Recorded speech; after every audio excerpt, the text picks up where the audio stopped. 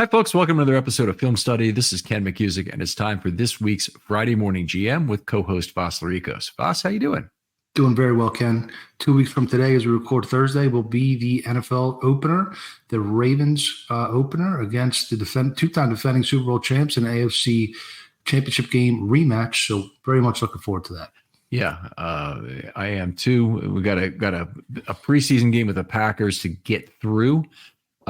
It's certainly something that has to be done. I wish it didn't in a lot of ways, but there are a lot of players this is important to. There's still some roster battles going on. I wish that wasn't true also, but we're going to go through in this episode, hopefully not take too long going through this tonight, with the battles that remain on this roster. I may or may not actually be able to put out a separate roster show. So if you want to be in the roster contest and you want to get our best guesses at things, you're probably going to be able to deduce them or hear them directly as we go through this. Certainly. Always a fun exercise, predicting the 53. Yeah, lots of fun. So let's start. First of all, QB, I don't really think there are any questions. I do not believe the Ravens will keep 3 QBs on this team, which is kind of an interesting thing, which I think that means Devin Leary probably goes to the practice squad. I think Emory Jones actually outplayed him in camp. Mm-hmm. What are your feelings? You've been at camp much more than I have, obviously.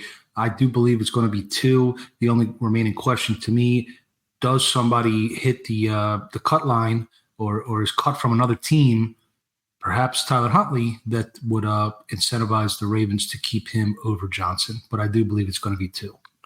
Right. Okay. Johnson has played pretty well this preseason, so certainly has some tendencies I don't like in terms of leaving a clean pocket, but otherwise I think he's been reasonably good. Let's move on to the offensive line, keep this rolling as quickly as we can. Unbelievably, the Ravens still have 3 men competing for 2 guard spots, and I cannot say with any degree of certainty how that's going to play out. And those are starting positions, not roster positions We're talking about. So what start us off? Well, I share a concern about the offensive guard situation. Unfortunately, there are not really any street free agents of note of any starting caliber available at this point. Perhaps DeCosta may look to make a trade. Perhaps somebody will hit the waiver wire. I don't know. As far as how many, I believe it's either going to be 9 or 10. Mm-hmm. And if it's 9 and not 10, I think a surprise could be carrying an extra body at another position we'll come back to in probably a couple moments. Okay. And I think those are the 2 numbers. I would agree. You dress 8 on game day. That allows you to take full advantage of the roster. So it's a 9 to make 8 group or a 10 to make 8 group. As I talk about, there's always either 1 or 2 inactives on your offensive line group. Let's talk about the starters though, because this is a real problem with the Ravens right now. Andrew Voorhees has had 2 terrible games of pass blocking, playing for a ton in this Green Bay game. I think the Ravens want him to have the job. He's a first-year player. There's all kinds of reasons why he'd be the ideal candidate to take it. But I also kind of feel like he has to do something as a pass blocker in this game to secure it. I agree. They don't hand out, starting jobs to. I mean, we've seen players of Orlando Brown comes to mind have to ride the bench for half a season as a rookie who was a 3rd-round pick, who obviously had played. He's earned at least 1 Pro Bowl, if not 2, in his career. They made that gamble. And obviously, as we touched on last episode, the loss of Joe D exacerbates the potential problem, unfortunately. So, I don't know which way they're going to turn. I really don't. I do think that they're going to be okay at center, even if Linderbaum isn't quite ready. I think McCary can be that guy. Mm-hmm. And honestly, Faalele is really the big question. I mean, is he really going to start with the way he's looked? I hope not. And if he kicks back to backup right tackle, then you're pretty much too deep at offensive tackle, even if McCary is your starting center week 1, if Linderbaum isn't ready with Josh Jones on the left side. I would like to see Ben Cleveland, cement himself as the starting right guard. But by the indications we've seen in the preseason, at least, that's far from a certainty. The big indication will come midway through the first quarter of this game this time. If Ben Cleveland starts at right guard or he does not start at right guard and does not enter anywhere, both possibilities that he's won the right guard job. So we know it. If either of those two things can happen, I would like to see Cleveland. I think Cleveland is clearly the best of those three players right now, and I would like to see him held out of the game. So I don't think there's a lot more he needs to prove. I think he needs to get in there and play. You have game tape. Yeah, you have game tape from live regular season games with Ben Cleveland. He doesn't have to prove it. Yeah. And so the guys I do think have to play, and they have to make legitimate decisions about whether or not they need backup depth, are both Voorhees and Falele. And Voorhees, if he's going to play, he needs to get snaps with some degree of line continuity, which means a player like Josh Jones has to see maybe more action than they would like. Because he's now solidified his backup role. I don't think he's in any danger. The question is, do you want to play him for a half, or do you want to play him for 2 series or whatever it would be? And the Packers, I believe, are planning to rest their starters for whatever that's worth. Going back to the back end part of the offensive line group, Stamack apparently had a pretty good week of practice, had some starter reps. Sean Manning, I think you've highlighted him a few times. He's a dark horse to make the roster. And then Salah. I mean, those would be, if you keep 10, you're keeping 2 of those 3.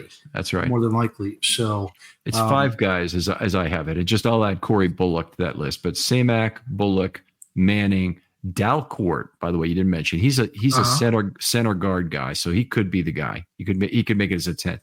And then there's Salah. I actually think no way in hell on Salah. Yeah. But we'll see how that plays out. And I think on the other guys with Stamack, Bullock, Manning, and Dalcourt, I think either 1 or 2 make it, depending on whether they keep 9 or 10, and the remainder of the 3 all go to the practice squad. Yes, I'd agree.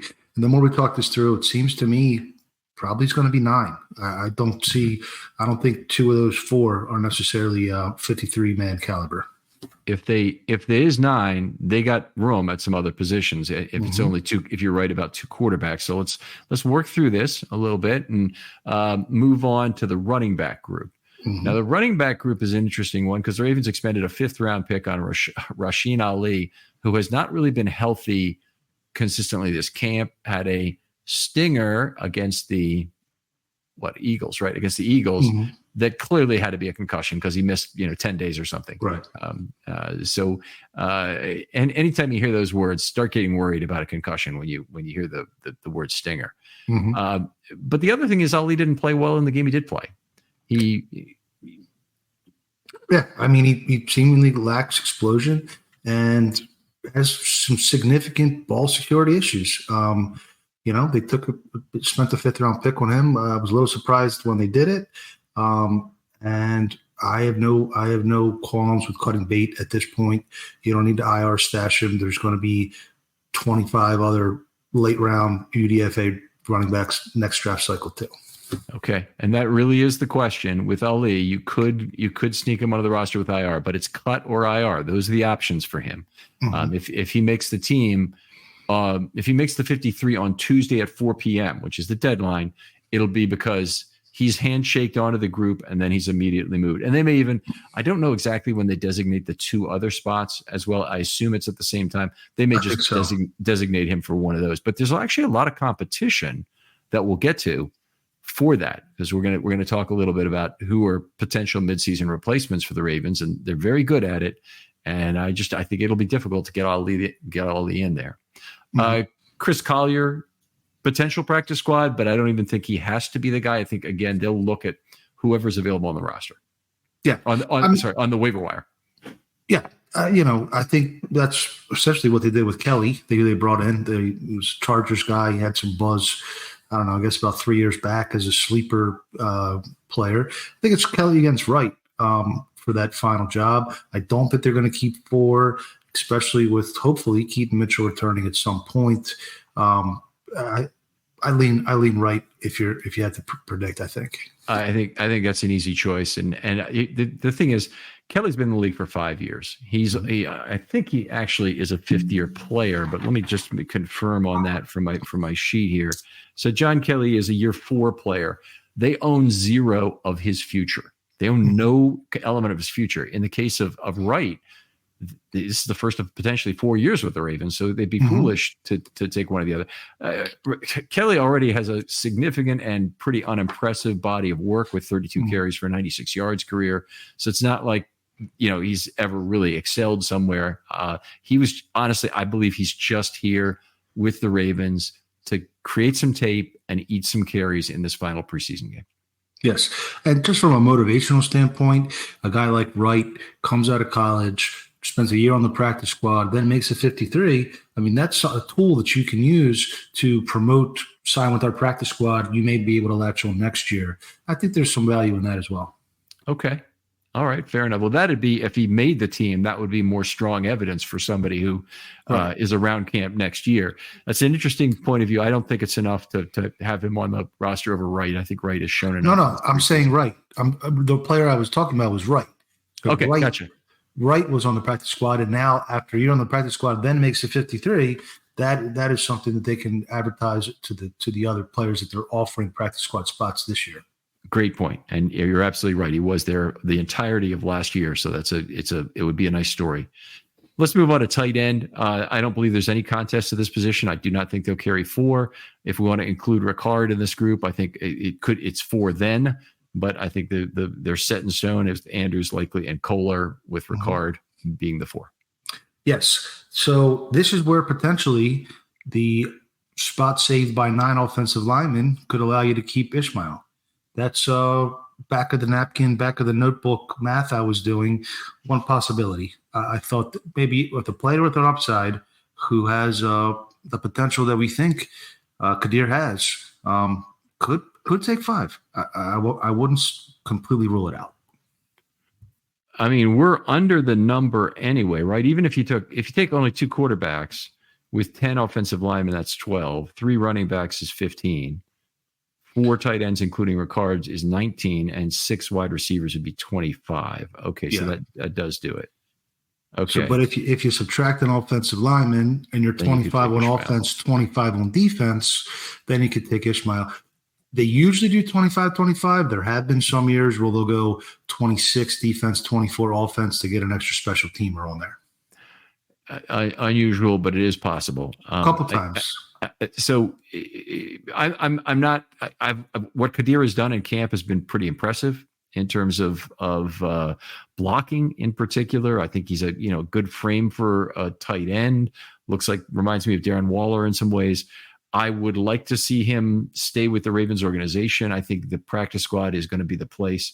And he won't stay there the whole season, unfortunately. It'll be like Travis Vokolek. Somebody will take him before that year is over because he's got enough on tape.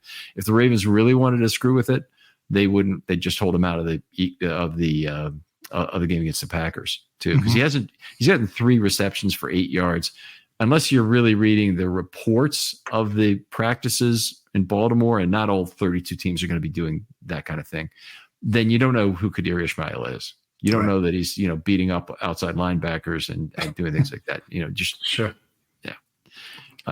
So to you, he's a converted quarterback to the Arizona Cardinals. He's a converted quarterback who then turned to wide receiver and now is listed as a tight end. And what are the Ravens even doing, kind of thing? Yeah. I'm sure there's some sharp teams that are following your notes though, Ken, and they know something about him. All right, let's move on. So it is a possibility. So if they somehow dropped an offensive lineman and offensive linemen are potentially good sticks on the practice squad. So it could be true. Let's talk about wide receiver a little bit, because I think 5 jobs are safe: Bateman, Flowers, Aguilar, Wallace, and Hardy. I know we had talked earlier about Wallace potentially being a cut. No way in hell now. I mean, just no way in hell. Yeah, I think he's a proven commodity. They know what they have. He knows the system. At 4th-year guy, I'd be very, very surprised if John Harbaugh didn't give him the nod there. But I would consider Walker a lock as long as he's healthy. Yes, and that's the issue, and that's the reason I had him outside the lock thing. Is I think he might end up on IR to start the season. He's been in and out of practice with injuries, and it seems like he takes hit after hit and has trouble taking a big hit in practice, from the way I would describe it. Now, a lot of receiving talent there, a lot of speed there anyway, a lot of speed. He really needs to learn that comeback route to complement what he does well with 7, 8, 9. But once he does that, I think he can be a very useful receiver. And I don't think the Ravens are cutting bait on him as a 4th round pick. I think he either makes it or IR, as opposed to Ali, who's cut or IR, for example. Right. Circling back to Hardy, I wouldn't consider him a stone cold lock. I think he's in the 90th percentile, maybe 85th percentile of making it. But I do think Anthony Miller can give him a little run for his money. I think Dayton Wade is a possibility. Perhaps even Cunningham or Gage or Kirkwood. And if they go with 9 O-linemen and 4 tight end / fullback, could potentially keep 7 receivers. Could do that. So that is another possibility, and probably the more likely is they keep 7 receivers as opposed to 4 tight ends, I think. I'm not really enamored with either of the guys with a gap in their resume, Miller and Gage, who are older. I have some similar issues with Kirkwood, who's had 20 targets in the last 3 seasons and 72 yards for 3.6 yards per target, by the way. Wade is the guy who is a 1-for-1 replacement for what Deontay Hardy gives you. Yes. And obviously, he's a gadget player, can go out of the slot. I think he can also go wide too. When we saw him, catch the touchdown in the last game, he's the guy. If anything happened to Hardy, you really want to make sure you still have Wade. And Wade might be a guy, depending on how rosters attrit relatively, he might be a guy that gets taken before the Ravens need him. And just to also circle back to Hardy one more time, I'm not completely convinced that the skill set that was required for a kickoff returner previously is the ideal skill set for the new kickoff rule. So maybe at some point in the season, you want maybe a guy that's not so shifty and quick, and you want somebody that's a little bit bigger that can power through a tackle maybe. He does have some guaranteed money, Hardy. That's what I was just going to get to. Yeah. So that's the one thing. But I think we talked it through pretty well. I would say potentially, and I'm a little bit intrigued by Miller. I'll also say that. Miller has shown he's a much better athlete right now than what Gage is. He's got legitimate speed and break off ability. You see some things that are positive. It's not that explosiveness wouldn't have value and that they couldn't somehow make use of it. I just don't think he's a commodity that is necessarily gone. I think he ends up being like Laquan Treadwell last year. He ends up being a veteran player who could stick on the practice squad. By the way, Gage might too. And then you do have to worry a little bit about attrition and around the league and somebody deciding, hey, Anthony Miller is a guy we could have right now who knows what he's doing. Yeah, sure, it's a possibility. He hasn't gotten the ball in either of the games, right? Or did he get a short pass? No, he had a catch last game, I believe. 6 yarder or something. I don't remember how many yards. Okay. But yeah. Cunningham's probably a guy you want to keep on the practice squad as well, I'd say. Yeah. For what it's worth, Miller was on Kansas City's practice squad at the end of last year and nobody poached him. So I'm not concerned about losing veterans from the practice squad as much as, some of the young potential contributors down the road. Yeah, that's really important. And the Ravens practice squad last year was made up of a bunch of 6 and 8 year veterans. And you have a number of exclusions there. They may have even changed the rule completely and said, just you get whoever you want there. Yeah, that was my recollection. Whoever you want. It's been changed over the years because for a long time you couldn't have veterans on the practice squad. And then they had like 2 exclusions, then they went up to 4, and COVID came along, and they went back on everything. So, all right. So we got wide receiver. I think the names talked about are all reasonable. Let's flip over the defense now. The interior defensive line, one of the easiest groups to handicap. All 5 of those guys will be on the roster on opening day. Brent Urban will be cut on Tuesday. They will probably only have 4 off a defensive line on the roster for a very brief period until they do their IR manipulation and re-sign Urban. Yeah, that's the 1-for-1 with Mollett. To get Mollett onto IR is going to be Brent Urban. That's the way I see it, at least. And it could be any of them because all of them are, I believe, are treated the same, right? Including the 2 new spots that they created. Every year, data breaches are on the rise. In 2022, the number of victims shot up nearly 41.5% from the previous year, and your personal information is at risk. With hundreds of commercial databases ready to be hacked, and that number of victims, it keeps going up each year. Plus, the U.S. has another big data privacy problem, the people search sites.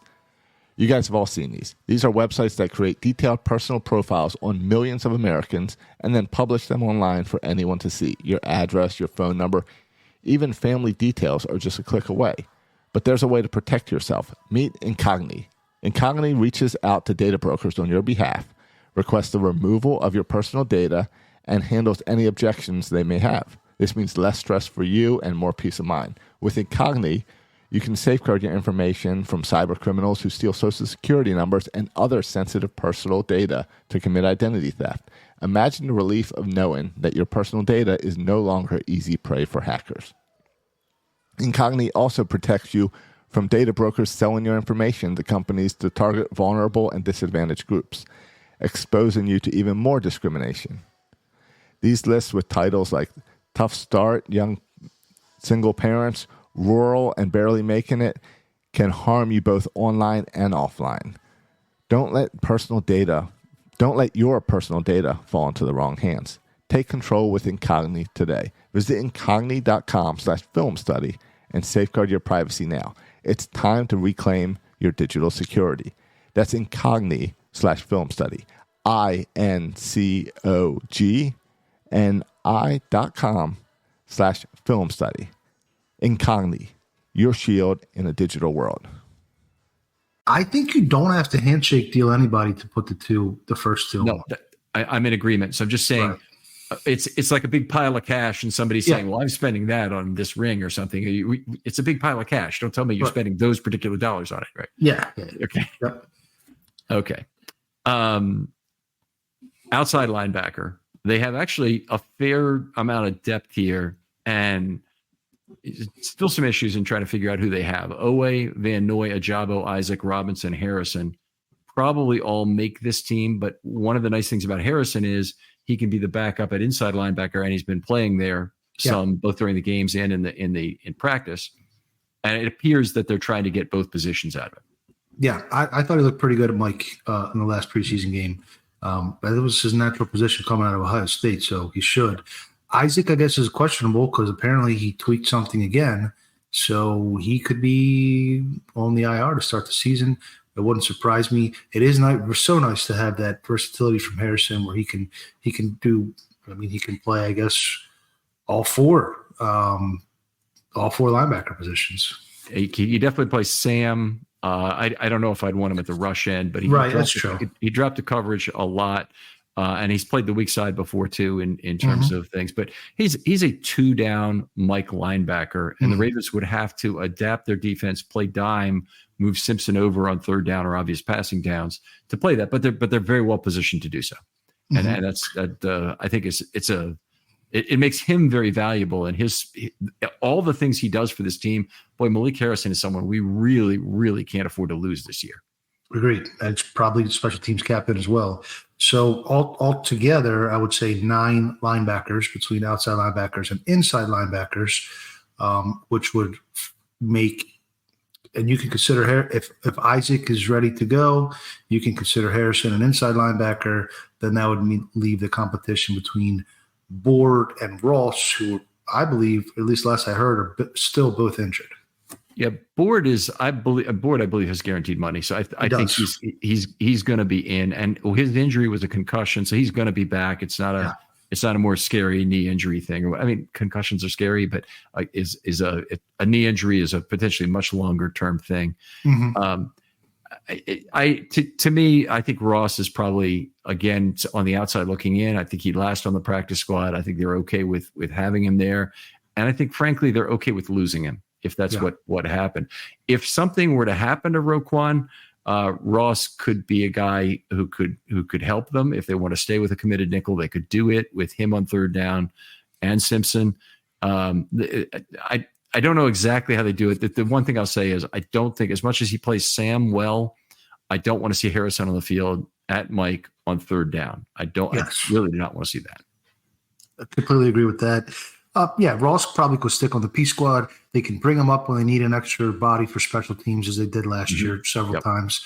and that's his role. And I agree with you. If he didn't get poached off the practice squad the first 2 years, it's unlikely he's going to do this year, especially because he hasn't really necessarily put good tape out in the preseason. Right. He actually he's a second year player, if I recall, because he was on injured reserve the 1 year. So that makes him, he's a second year player. Okay. So he has a little bit less sand in the hourglass too. So if you're if you're a GM on an opposing team, you're looking for inside linebackers, you might take a Vandy Rigby before you take Ross, just because, he's made a few tackles and he's, had some good reports about him, certainly out of camp. But anyway, possibility. I think Rigby, by the way, also is a good candidate to be a backup Mike on the practice squad. So I'd be in favor of that anyway. Agreed. And that's also a position where DeCosta could scour the cut list and add somebody from another organization to the practice squad. And he can also just make a phone call when the need arises. So they've done that before with Chris Board, not Chris Board, with Josh Bynes, and with LJ Fort as well. To revamp that 2019 ILB core.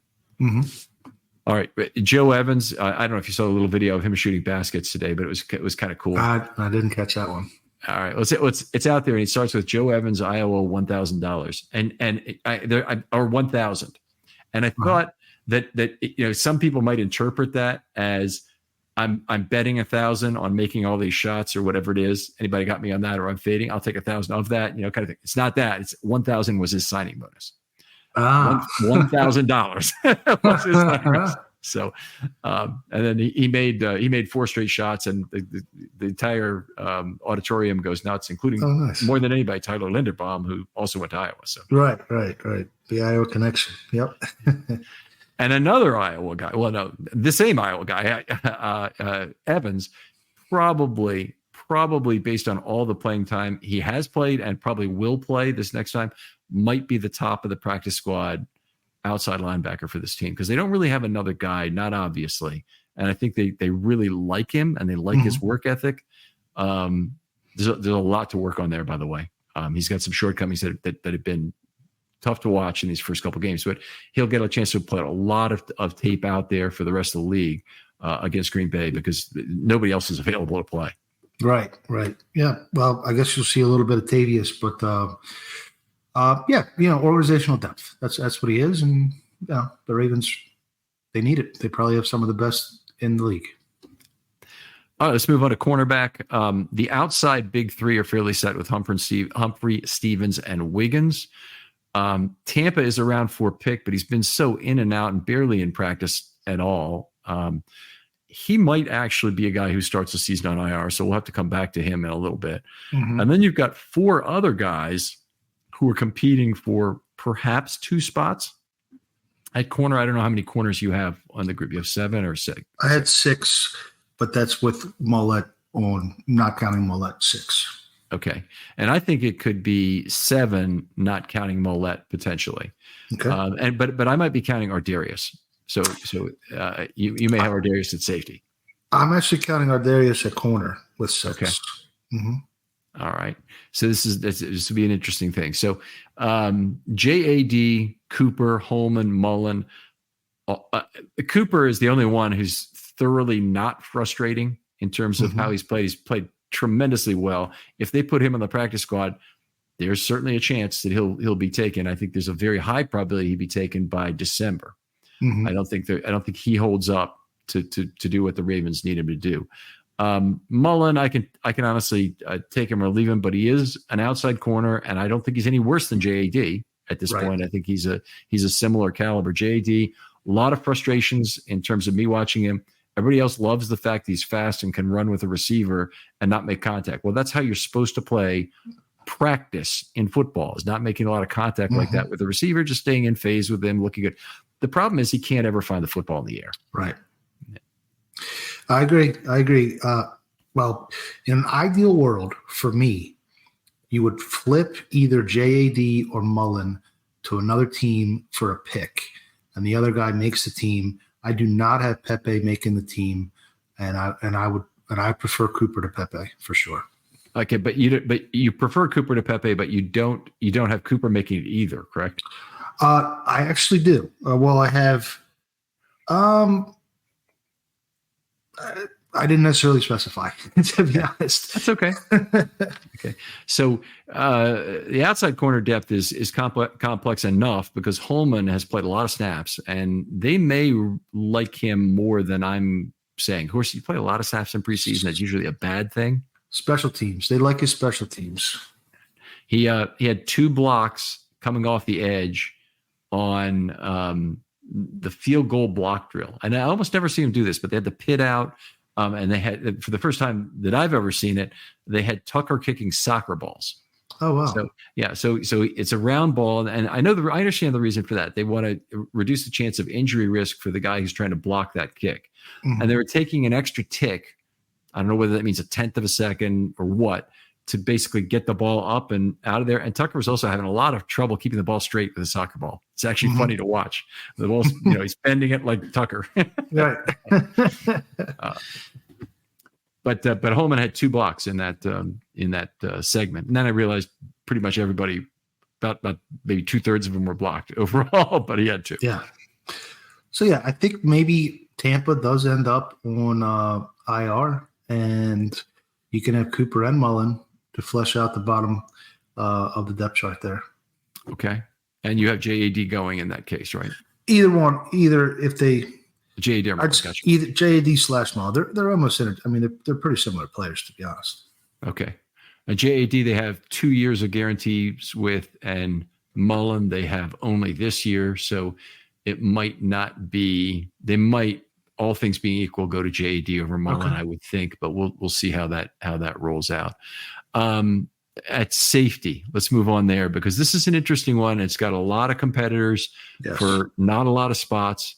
So you have 3 guys who are effectively cast in stone because Eddie Jackson has guaranteed money. Hamilton, of course, I think they probably will try and carry 5 safeties would be my guess. You have that? I have 6 corners, 5 safeties. Yes. Okay. So you could, and you have Ardarius as a corner within that. Right. So the way I thought there was 2 spots up for grabs between the 4 corners we just discussed and the 3 safeties we're about to discuss. Okay. However you want to swing that, however you want to classify Ardarius, it's sort of the same deal with Malik. They're kind of a same thing. It makes they've certainly each solidified their role in this team in a big way with their versatility they've demonstrated this summer. So the 3 guys, of course, are Braid from Maryland, Sanusi Kane from Purdue, who's a draft pick in the 7th round. That doesn't mean anything at this point. The 7th round draft pick in particular, and Daryl Worley, who's a veteran and is 100% chance to be cut on Tuesday, but that's because he's one of only a couple of guys, along with Brent Urban, who really meets the minimum salary need for being a cut and re-sign as a handshake deal. Yeah. From the reports I've read, Worley had a little bit of a tough camp. I don't know if you saw the same thing. Braid, I think, has some upside. Kane, I'm not really interested in a box safety, to be honest with you, or a special teams only player. So I would put both of them above Kane, and it's really Worley's, stability, the stability of Worley versus the upside of Braid. Yeah, and you have 4 years upside with Braid, and that's to be like. I think the likely thing is Worley will start the year not return for week 1. And that will non-guarantee his salary for the entire season, and he'll be paid week to week effectively if he comes back week 2. So I think that really makes a lot of sense. I think he's been on the practice squad for longer in past years. Like, okay, maybe even in 23, but I'm trying to think of, maybe I'm thinking of Levine. Actually, they actually left there until week 3 one year, and then they brought him back. And anyway. Yeah, I vaguely remember something like that. Okay.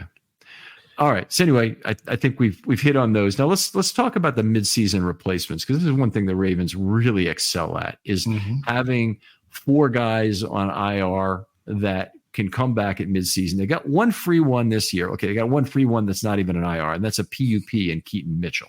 Yes. So he's the first guy to talk about. Obviously, a critically important player. If he comes back and he's anything like, and if he's 90% of the player he was last year, he'd be fantastic. If he's 70% of the player last year, he might be better than what the Ravens have. Yeah.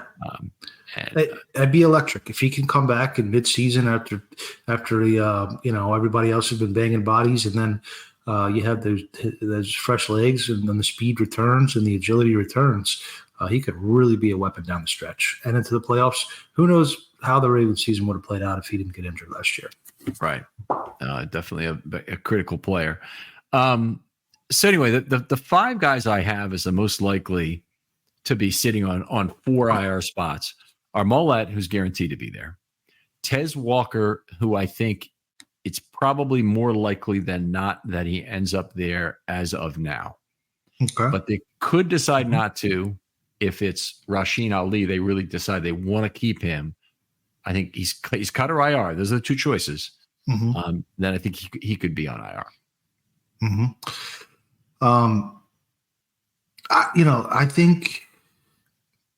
I think Tez Walker needs as much repetition as he can get. I think they may need him at some point this year to be that field stretcher. And I'm personally hoping that he starts the season on the roster. Maybe he's inactive for the first few weeks, but he still gets the practice experience and the ramp up. Apparently he returned this week, so he's not still out. Some of these other guys still are out. Yeah, he caught a long bomb, in fact, which was really nice thing to say. I think a post from I don't remember if it's Jackson or Johnson. I don't remember who threw it. But anyway, it would ease things up if they keep Walker and really make use of the game day inactives to kind of hide him for some time. And you're 100% right. He really needs to get back on the practice squad ASAP and not miss the reps, be coached, as opposed to someone who's on IR who they do sometimes come over and work on the side a little bit in terms of running and whatnot, but they're not doing positional drills and pads and whatnot the same way. So we got two other players on defenders, Tampa, who, obviously cornerback is a loaded position, and yet cornerback is a position that suffers a ton of injuries. So it's one where you really want to have a guy stuffed on IR. Mm-hmm. He's missed so much of camp. I don't know what use he's going to be early on in the season. But the longer he's delayed from practicing, the longer the learning curve is. So you're sort of double-edged sword there. Yeah. And then Adisa Isaac, it's a damn shame if he starts the year on IR, but it looks like that might happen. And they've got 6 outside linebackers, which is exacerbating the situation. I think Ajabo has shown enough that they're going to try and go with him. I also think, by the way, one of the reasons that Joe Evans is going to play a ton is I think they're going to hold Ajabo out of this final game. At least they should, because he gets hurt a lot. Yeah. And they're obviously holding Isaac out because he's not available. So that means they're down to what they basically had for the first game without those two, which means Ravenel will probably see a lot of be a 5-tech on the edge in this final game. And it'll be Joe Evans and Tavius Robinson. They're not going to want to work to death because they know they need him. Yeah, well, they do. He's sort of cut from the cloth of a reliable, dependable player, but you don't want to test that. Tavius in particular. Yeah. All right. I think if that didn't confuse your final 53 selection, we didn't do our job right. So, lots of opinions. I think we agree on most of the things, but there are a lot of moving parts. This is very much a parking lot puzzle, in terms of how do you move the various pieces around and get these players that you want to keep kept and decide who you want to expose to the waiver wire and hope they last to the practice squad. More uncertainty than the last few years, I believe. Yeah. And I also think there's a reasonable possibility that all 4 of the late round picks, Lee, Leary, Samak, and Kane, all 4 are released, which would be unheard of in Ravens history. That really would be. That is unbelievable that would happen. And unfortunately, the whole thing about late round picks being lottery tickets, DaCosta in last year was Kyu Blu Kelly, of course, who got cut as a 5. And then before that, in the COVID Tyler Beatty, the running back. Tyler Beatty, the running back, also was a 6, but then before that, the tight end that they thought was going to replace Ricard or the fullback tight end guy, Ben Mason. Frustrating as hell pick. When it occurred, but anyway. Well, Geno Stone too, right? They didn't keep Geno originally. They cut him and they got him back. So it's really you can't really claim that they got value out of that 7th round pick, because they got value out of a waiver wire pickup is what they really got. Right. All right. But I think it's good. I don't think it's good to be married to your players you picked. If Owen Wright outplays Rasheen Ali, he should make the team. It doesn't matter who's been picked. They both have the same amount of team control, right? Yep. Absolutely, 100% with you on that. Voss, always a pleasure. We're gonna have to stop it here, but just been great doing these shows. Even now, when the action we're hot and heavy into the roster selection process, but there's going to be a lot more during the regular season when we'll continue this show and be with you on a weekly basis. Enjoy it doing it every time with you. Tell folks where they can talk football with you online or read your work.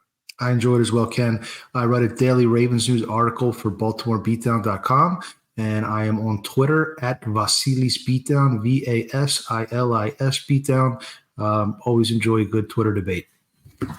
All right, other folks out there, hit me up with a DM if you want to do a film study short. Have a couple of good ones coming up in the next week, including someone who thinks there's a substantial structural mistake has been made by the Baltimore Ravens. So I look forward to doing that one.